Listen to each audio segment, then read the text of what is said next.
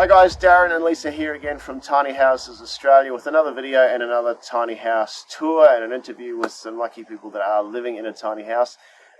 Today we have Glade and Chloe and Ebony with their beautiful tiny house at an undisclosed location here in Victoria. So thank you for having us and spending the time with us this morning. But first and foremost, I guess, one question I always like to ask everyone is, why did you want to do this? Like, what made you want to live in a tiny house and build a tiny house? How did it all sort of come about? I guess it was a means to an end. Yeah. We were talking to some friends. We bought this block. Yeah. Absolutely in love with the place, and Yeah. we were looking for a solution in which we could sort of be here, because we plan to build a larger house eventually, but not a massive house, of course. Yeah. But I think they suggested the tiny house thing to us. They pointed us to your page on Facebook. There you go. Good. Yep. And we just thought instantly that's a perfect solution. Yeah. We'd never heard of it before, but it was. So had you been living in sort of small spaces previously, even though you hadn't heard about tiny houses on trailers? Have you been lived in? I think you mentioned earlier that you'd spent some time living in motorhome. In a motorhome, little bedroom 2 motorhome years. for a couple of years. Yeah. So Did you enjoy that? absolutely loved it. Yeah. And I guess travelled around as well, of course, a Yeah. little bit, but and lived in many apartments in Europe, really small spaces, not organised at all. Like this can be just made to your own standard. Yeah. we could tweak all those things that we weren't happy about and just kind of. And that's the thing. A lot of people, when Australians think of a tiny, small apartment, that's not small. Compared to Europe and some parts of America, they've got really small apartments. So. Yeah, that's right. Right. And so we didn't really have to downsize either. We had what we needed that we travelled with as well. So it was just a perfect. And do you feel, living a fairly minimalistic sort of lifestyle now, do you feel that you're missing out? Do you feel that you've had to compromise? Oh, I wish we had all this extra stuff. Absolutely the opposite. We upgraded our comforts. We got a king-size bed.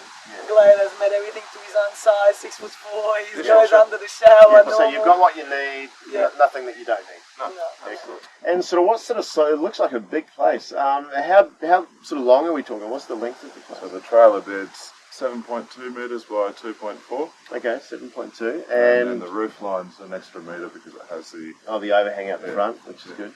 And so how tall are we looking from the ground? I think it's pretty close to your 4.3 or 3 or something. So guys, as you guys know, the legal limit in terms of getting on the road is 4.3 metres from the ground to the highest point. And to get an idea, if you're trying to envisage what that looks like, this is what it looks like. So there you go. Now you've been in this place since about November last year? Yep. And now that you've done it and you're in it, do you regret the decision? Do you hate it now that you're in it, or do you love it? Again, it's more than grown on us. It's keep on growing. It's just absolutely perfect. I mean, we have one of these little things on the way. Excellent. Probably grow up to be something like that as well. Yeah, excellent.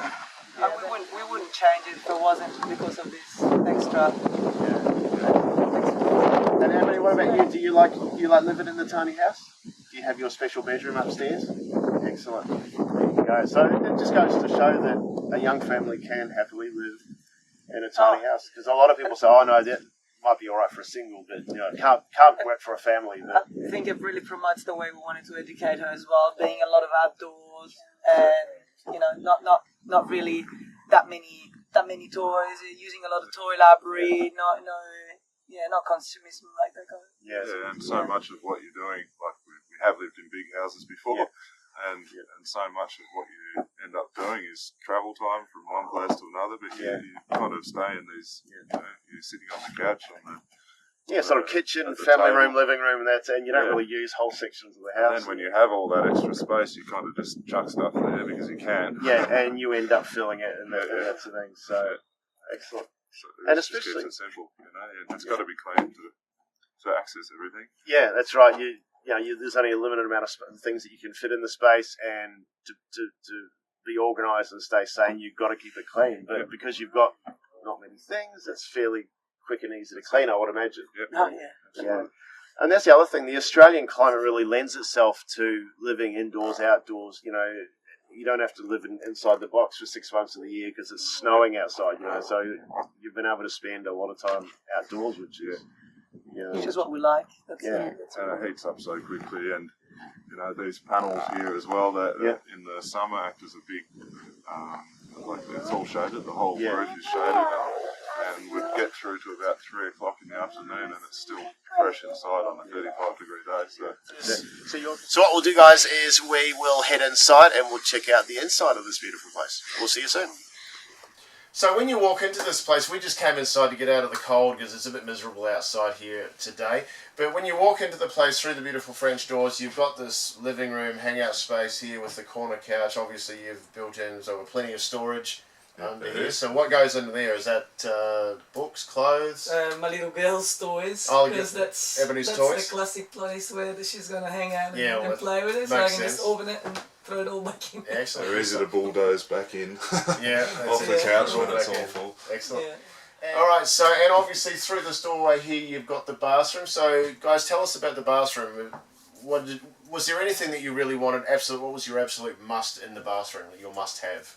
I guess a full-size shower, Yeah. full-size everything. Just it's quite cramped in there, but it all works. Because how tall are you? You're I'm 6'4". 6'4". That's why I'm out of the screen, you see. That's cool. So 6'4", and you've got the full-size shower, so it's comfortable for you. So in the there? shower it's head just- is actually It's tall perfect. enough. I guess when you come out, you're a little bit. You got to get your foot up on the toilet to dry yourself. But Yeah. it's pretty good. Excellent. And you've got a composting toilet there. So what brand composting toilet is it? It's an airhead toilet. Airhead toilet. So and any issues with that? You like using that? No, that's fine for really given our environment, and we can sort of deal with it. And I know one question everyone's going to ask is there a really bad smell from the? I can't smell anything. Is there any There's smell from the a toilet? fan that stays permanently on it, Right. so it's always extracting anything out of it, and outside. the separation between the liquids and solids Yeah. tends to. That's the whole idea of that, is to make it smell less. Yeah, that's the one So thing if you- which apparently does. Yeah, so a lot save of a people lot can of say that it's even there's less odour in that than a standard. Than a regular household. toilet. Yeah, that's the thing. So full-size shower, composting toilet, plenty of storage there as well with a wash basin there. So bathroom there, living room here, and then you've opted for V-shaped stairs. So you've got a loft up here and a loft there. Yep. So this is Ebony's loft up there. That's right. Yeah. So that's Excellent. just a single bed up there, but Yep. it's, And behind this wall you've got got a bit All of storage. yeah. storage. storage. Excellent. That this wide. Yeah. So she'd love it. I imagine that'd be her little tree house It's a hideaway. cubby. It's a cubby house, and all Yeah. her friends just love to come here Yeah. to go and play in the cubby. So, on the other, as we swap positions, on the other side of the V-shaped stairs, these stairs go up to your loft, the master loft. So let me ask you, as a married couple, and with you being 6'4", how have you found sleeping as a couple upstairs in a loft? Is it? I think for me that was probably one of my largest fears, of building this and looking at the height and Whether kind it was of gonna going, work. is that going to work? But there's never been a moment where I've actually felt claustrophobic in there. And does it give you enough room where you can actually sit up in bed? Yeah, That's right, Yeah, yeah. so Totally we've comfortable. designed it to that, so Yeah. So doors again, on the high side and clothes on the low side. excellent. Makes sense. Yeah. Excellent. It works really good, and we upgraded to a king size as well, so you didn't have the chance before the house. There you go. So there is no compromise in a tiny house. If you want your king size bed, you can have your king size bed. And you've got, I'm assuming on the other side, you've got storage as well. Yep, it's the same configuration as what Ebony's got up there. But And again, do you feel that you need more storage for your clothes and things, or is it sufficient? we probably just need to organise it a bit better than what we've done, Okay. but we don't need more. No, Yeah. and I guess all this as well is they're 4-metre shelves. Yep. And so we can get a whole lot of stuff up there, and we have access via the ladder, which I built. Yeah, excellent. I was wondering when I first saw the photos of this place, I think, okay, I get the stairs going up to the loft. What the hell are the ladders for? Yeah. But it makes sense. The ladder is for access to the storage area and I there. found myself just perhaps dividing, the really wintry clothes or blankets as well as summer. So maybe I do a swap once a year or something. Because there's things that you do need to have, but you don't need to have access to all the time. So it makes sense to have a lot of storage and up out of the way. And it doesn't impinge on the space. I mean, it still feels enormously spacious. I know one thing that Lisa spotted in the photos as we were heading up here is the clothesline. So very clever. So you can, even in the winter time, you can hang your clothes up there, hoist it up out of the way. Yeah. I think once you really live in a tiny house, you realise that those nice pictures that you see all the time, they're nice, they're looking slick, but like a display, they're not photo practical shoot. at all. You got to look at the practicalities. You need to look through details, and that's what we really did. And of course, the days, winter times are raining. You might not want to power or have the space for a dryer, and you need to hang them somewhere.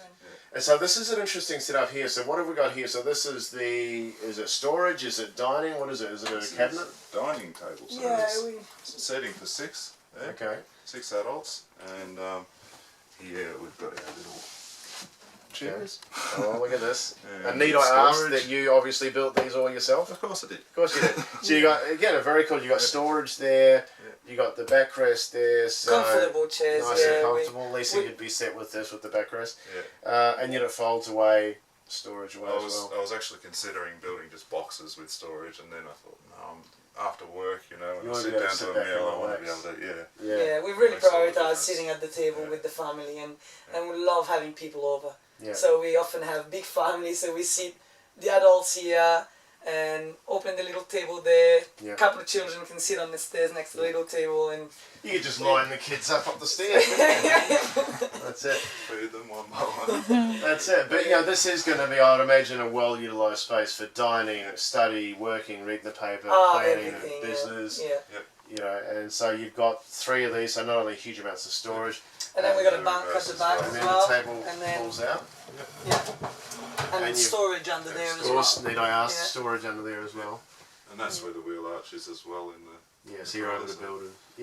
And that's the thing, this idea of building around the wheel arches, for some people, depending on their design, they might want to have build on a flat deck trailer where there's no wheel arches around to deal with, because they might want to have French doors in that particular spot.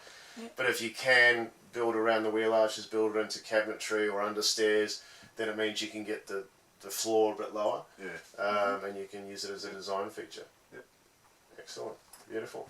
So that's the storage, work, dining area, which is great, and again, it's dead easy, and it just slides in, which is amazing. So Chloe, love the kitchen. So tell us about the kitchen. What was going on in your mind when you guys designed the kitchen here? Yeah, we didn't want to compromise on what we normally have, so we really wanted to design the full-size bench. I know we compromised on the corridor space, but we love all the storage that we can actually get out of that, and the extra space to just put things on top. So, and yet it still gives you, if you were both in the kitchen making lunch or working together, there's still plenty of room to move around. We can still manage very well. And this table as well is an extension of the kitchen. If extra bench, absolutely, prep space. Everybody cuts there all the time. Yeah, that's right. So we did. We have the double bin, so the composting as well, and the recycle, the 2 drawers which I don't use for cutlery. So the normal size oven, electric. We've put in a dishwasher, one drawer dishwasher. Excellent. And 4 burners. I love cooking with gas. We have plenty of power to actually cook with power. So I have an extra induction cooker for my slow cooking, and I love preserving with my own produce for the year as well. So this whole cupboard is actually my own preserves, and my pantry is pretty big. I needed that. So just like the full-size fridge and full-size freezer, I just really use the whole lot. And because of the size of the off-grid system that you do have, you've got the luxury and the ability to run blenders, full-size fridge. That's right. Every single other appliances we just bought electric, so we can just use the pressure, the slow cooker, everything just electric. And when we can, we use electricity. Yeah, that's right. Everything. So. Yeah, excellent. I wanted my spices, obviously, A lot of people would look at something like this and they would think, geez, that's more kitchen, workspace, bench space than I've got in my apartment or in some townhouses that you see. That's right. So it's certainly no compromise. A tiny house kitchen can certainly be a very useful, very functional. It's all personal. I know I spend most of my time cooking, and I love that, and that's what we're doing with our producers and everything. So that was what we decided to do. That's all. It's all very Yeah, if personal. you weren't really much You of a can- cook, you'd probably have less. That's You'd have right. more room focused smaller for fridge. something else, a bigger couch or whatever, smaller fridge. That's but right. if you love cooking, have a great big kitchen. And obviously having dinners and people over and a big table, that was all part of it. So yeah, that's that's right. how we designed it for ourselves. Yeah. And Glade, how do you feel standing under the loft in the kitchen? That's 2.1 metres. 2.1 metres. I built it, so I built it to size. There you go. Yeah, so it's just, it's fine.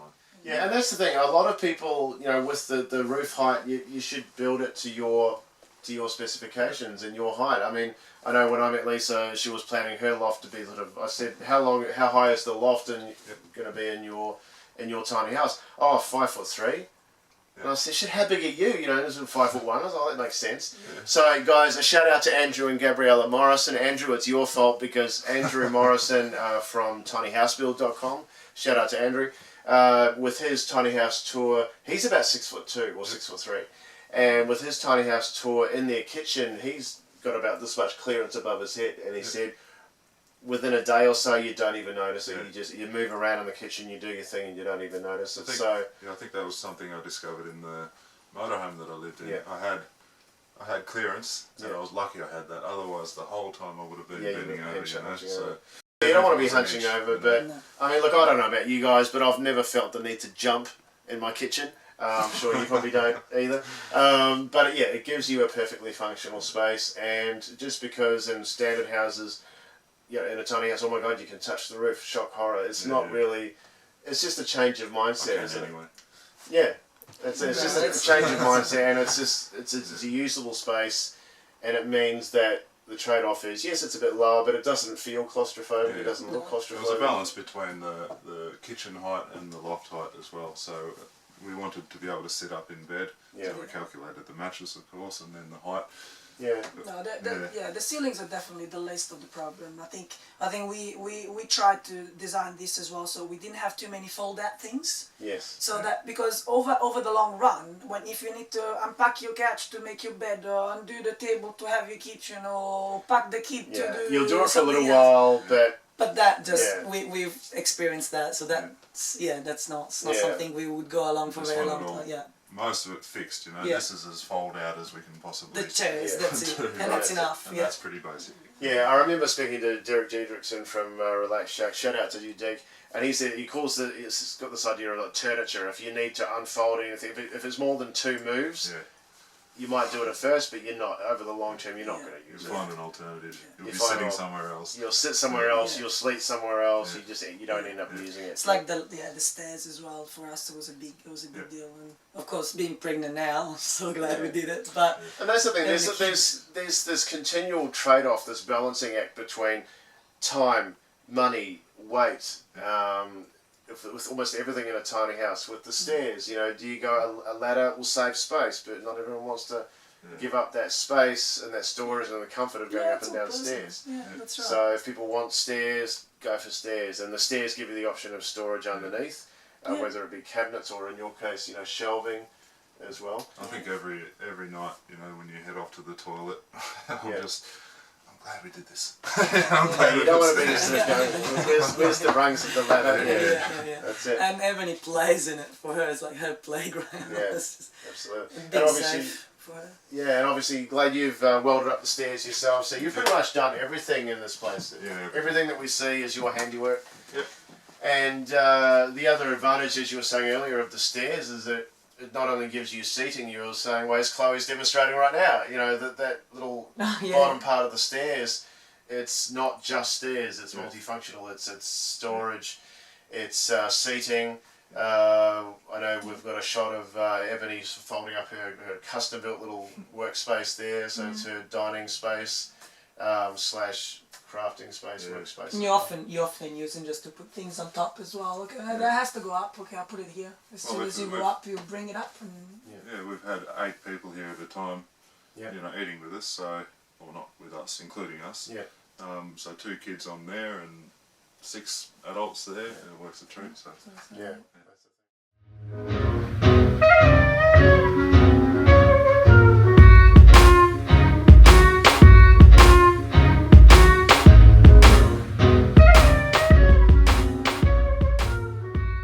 noticed also, Glad, you can't not notice, but you've got the solar panels mounted on the roof of the house. I know some people go separate and put their panels on a separate sort of trailer or unit.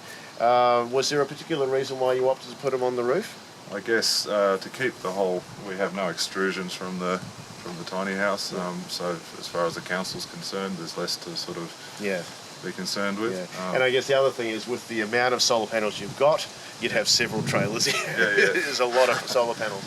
And the other thing that I really noticed, and you touched on earlier, is the fact that the way you've got the solar panels there, and obviously having the skills to weld things, yourself, you've got custom brackets and structure to mount them onto the house. But it also gives you the added benefit of almost like a second roof. It actually shades the house. That's right. The summer here was absolutely perfect because... So even on the really hot days, did you really feel it in house? I think the heat started creeping in after about 2 or 3 in the afternoon normally. And that was a result of the shading. The roof is completely shaded the whole day long, and the front section there acts as like eaves. Therefore, you don't get any sun at all in the windows during the summer. So was that whole shading and protection from the summer heat, was that part of the reason for doing it, or was that just sort of, that's an added bonus? Yeah, it was a bit of a fluke actually. It worked out well. There you go. So good to know. Excellent. Alrighty, so Glade, one of the things I wanted to ask you about, because when we first reached out and contacted you, we spoke about the cost of this. Now, roughly how much was the budget? What did it cost you to actually build this? The majority of it cost time rather than money. Okay. We had something like all the framing was built out of something we demolished on site. The cladding came from 3 kilometres around the corner. That cost us $35. Yeah, it's amazing. So out of pocket, you were looking at. You mentioned under $10,000. You estimate? Say quite comfortably, not including the solar, of course. That's quite an expense, but and that's the important thing to note, you guys. It just goes to show, the reason we wanted to highlight this is the fact that you can build your house really affordably. These guys were lucky enough to have structures and materials on the property they bought, which they sort of cannibalised and able to recycle and reuse to build this. That's why you can build a house like this for under $10,000. If people were building and they had no access to materials like that, obviously it would be substantially more. I guess there's the time limitation as well. It always blows out a little bit further because of the recycled element and picking things up rather than just heading off to wherever. So that's obviously for the main structure, not including the solar systems. Now, for this sort of solar system, and this is a serious looking solar system. Now, the solar panels you mentioned, you got those again? They were from houses that were being demolished. Okay. So was that a find on sort of Gumtree? Or there you go. Exactly. So again, even something like a solar system, you don't have to go brand spanking new for the solar system. To give people an idea though, if they wanted some sort of system like this and they would have paid just retailers, what sort of price would they be looking at? Well, it's mostly in the battery bank. The solar panels are a certain cost, but you can get away with about $1,000 per kilowatt. Yeah. And what sort of size system do you have here? There's 4 kilowatts there. I think the battery bank is probably by far the most expensive part of the system. Yeah. And if you can score a battery bank which came from a factory, it was brand new. Yeah. It's a 30 kilowatt lead acid gel battery bank. And that was a good score. Would that be your number one score for the whole project? Yes. It would be, because you were saying the battery system alone probably retailed $17,000. It would probably go for that normally. That's and you scored it for what? For 3.5. Oh, there you go. So there you go. So for retail, if someone wanted a system like this, it'd be looking $35,000. I think so, installed. But depending on the brackets, because that's kind of my own custom system there, which was tailored to winter sun. Given that in the summer you're going to have plenty to run whatever you like. Just way too much. Absolutely. Well, you're going to need to run pretty much any appliance that you need, and you've got a backup generator as well. Have you needed to use the generator a lot? In 12 months, we've used the generator about 5 hours. And that's just on those really wet, dreary days. When you get several days in a row that are rainy or whatever, you might need to give it a boost. I weld. I do all sorts of things with that power. We use an electric oven like you saw before. Yeah, and that's the thing. And it just goes to show and remind us all that if you've got the skills, I know, similar to Murray at the Tall Tiny, shout out to Murray, if you've got the skills and you're able to, to build yourself and you've got the ability to weld, then you can say, if you don't have to contract out to the professionals, you can do a lot of the work yourself. Yeah. That's why when people say to me here, how much does it cost to build a tiny house? Well, anything from 10 to 110. I mean, it just depends on how much of the work you do yourself, how much new materials versus recycled, reclaimed. It's that trade-off between time versus money. So. And where you want to keep your costs, you can work towards something as well, can't you? Yeah, that's right. Excellent. Good stuff. Alrighty, so this has been us here at this beautiful tiny house. I personally wanted to thank Chloe and Glade for having us over. This has been a treat. Now, if people do want to follow along with your adventures, you have a website? Yeah, offgridtinyhouse.com.au. Excellent. And Off-Grid Tiny House for your Facebook page as well? Yeah, that's right. So make sure you give them a like and check out their website and follow along. Because the other news that is going to be coming along is that you're actually about to be starting a tiny house building business. Yeah, I will be. I'll start building in September. Excellent. So if people want to find out more about how you can build their dream house, they can get in touch with you via the Facebook page and the website. Yep. Excellent. So this won't be the first visit we make to Glade's premises here. We'll be back up to check out Glade once he's up and running and interviewing you as Glade, the tiny house builder. Yeah. There you go. Excellent. So this has been me again. This has been another one of our videos. Don't forget, if you want to see more of this and more of us and what we do, make sure you hit the subscribe button and subscribe to our YouTube channel. Follow us along on Facebook and Instagram if you haven't done so already at Tiny Houses Australia. But guys, I'd love to thank you personally for having the time to spend with us this morning. Well, thank you very much. And we've loved being out here, and we can't wait to see what lies ahead for you guys. Oh, cheers. Thank you very much. Thank you. Excellent. Thank you for coming. That's it from us. We'll catch you guys on the next video. Cheers.